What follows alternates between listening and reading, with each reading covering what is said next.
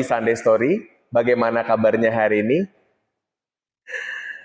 Bersama saya David, dan sekarang saya dengan kolega saya, teman saya dalam pelayanan di gereja, Bapak Handika. Bagaimana kabarnya Pak Handika? Baik, David. Luar biasa. Terima kasih untuk waktu dan kesempatannya Pak ya, sudah bisa hadir di Happy Sunday Story kali ini. Dan saya akan mengulik tentang kehidupan Pak Handika lebih dalam. Jadi Pak Handika, sekarang kegiatannya apa aja? Saya guru di sekolah Jakarta Utara, sekolah swasta, ngajar SD SMP. Oke, ngajar di SMP dari kelas 7 sampai dengan kelas 9 berarti ya Pak ya. Oke, menarik sekali. Mana di kelas 7 sampai dengan kelas 9 itu anak-anak masih fase pubertas ya Pak. Iya. Nah, dalam proses belajar dan mengajar pastinya ada tantangan tersendiri ya Pak ya untuk menghadapi anak di fase seperti itu. Nah, bagaimana cara Bapak dalam menghadapi tantangan-tantangan seperti ini Bapak? Ya memang kalau zaman sekarang ini beda dengan zaman dulu. Dimana zaman dulu kalau namanya belajar, anak guru diam, guru mengajar, anak diam saja. Atau anak pasif ya. Tapi kalau zaman sekarang anak aktif malah. Anak aktif, guru hanya mendorong agar anak itu aktif menemukan sesuatu, mencari sesuatu. Apalagi sekarang zaman internet, anak diajarkan untuk lebih aktif untuk menemukan sesuatu. Dan juga guru di sini lebih banyak membimbing anak, mengarahkan anak untuk menemukan sesuatu. Jadi tidak ada rasa takut, rasa khawatir anak terhadap guru, tapi justru guru membimbing agar anak enjoy dalam belajar. Berarti guru dapat berperan sebagai sahabat anak, orang yang bisa dipercaya dan orang yang bisa mungkin diajak curhat kali ya Pak ya. Dan juga yang pasti guru akan membimbing anak itu untuk bisa meng-guide pelajaran itu dengan baik ya, seperti itu.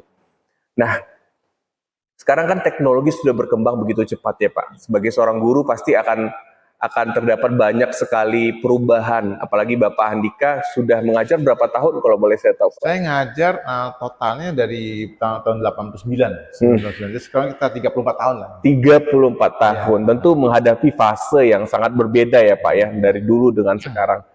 Bagaimana cara Bapak bisa switch begitu Pak, bisa berubah dan harus bisa mengikuti pola yang ada sekarang, teknologi dan lain sebagainya. Nah, kalau memang sekarang memang kurikulumnya selalu berubah. Kurikulum selalu berubah, di mana kurikulum sekarang ini makin banyak lebih aktif, anak lebih menemukan sesuatu, tidak seperti kurikulum baru. Jadi di kurikulum sekarang ada kurikulum terbaru, itu kurikulum Merdeka, di mana anak lebih aktif, anak lebih banyak melakukan sesuatu, gerakan anak juga lebih aktif di sekolah, di kelas.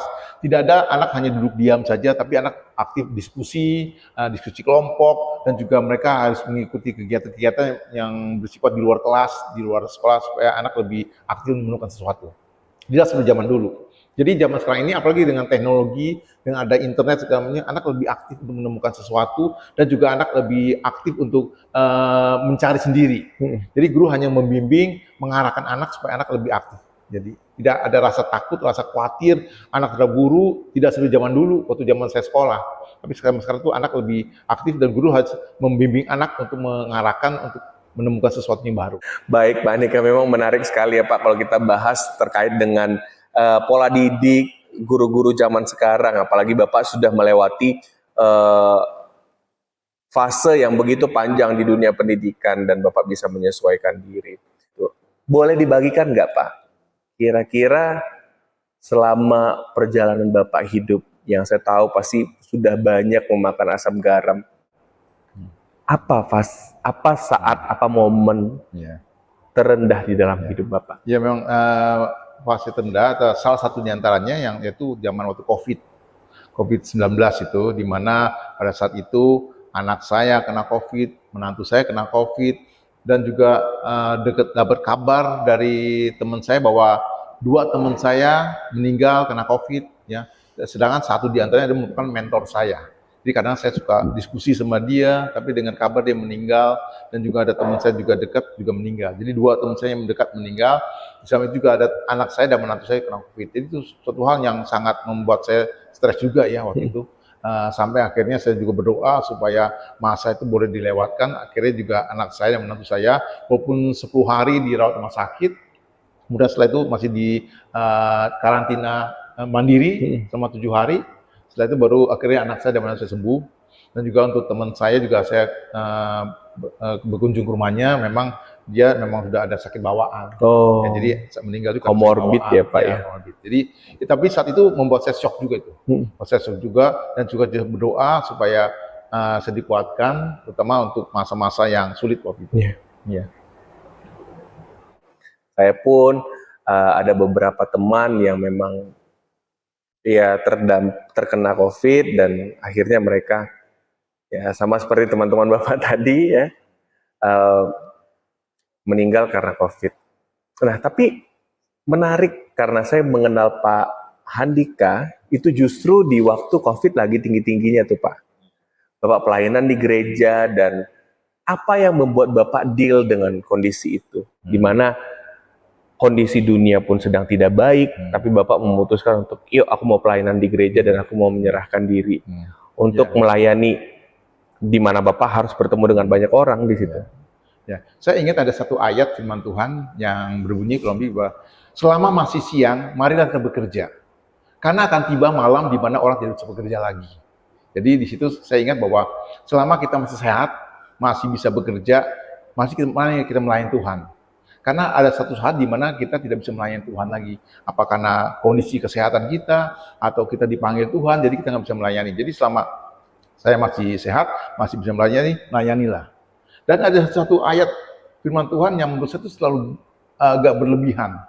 Begini kan, bahwa siapa melayani Tuhan, Yesus atau Tuhan, akan dihormati Bapa. Jadi itu ayat itu sangat luar biasa, itu menguatkan saya. Jadi kalau siapa yang melayani Tuhan Yesus, itu akan dihormati Bapa. Bayangkan kalau misalnya kayak David, kalau misalnya dihormati gubernur kan sebangga ya. Apalagi dihormati oleh presiden, lebih bangga lagi. Tapi kalau dihormati oleh raja dunia, lebih bangga lagi. Tapi kita bukan dihormati oleh raja dunia, tapi dihormati oleh raja di segala raja. Pencipta kita pencipta ya. kita. Nah, itu satu ayat yang mendorong saya untuk selalu semangat melayani. Ya, karena juga selama saya masih sehat, masih mampu, mari kita melayani Tuhan. Karena bisa saja suatu hari kita tidak bisa melayani Tuhan oleh karena kondisi kesehatan, atau memang kita dipanggil Tuhan. Jadi walaupun kondisi COVID waktu itu juga saya tetap mau melayani karena kita sudah dilayani Tuhan, maka kita melayani Tuhan. Baik.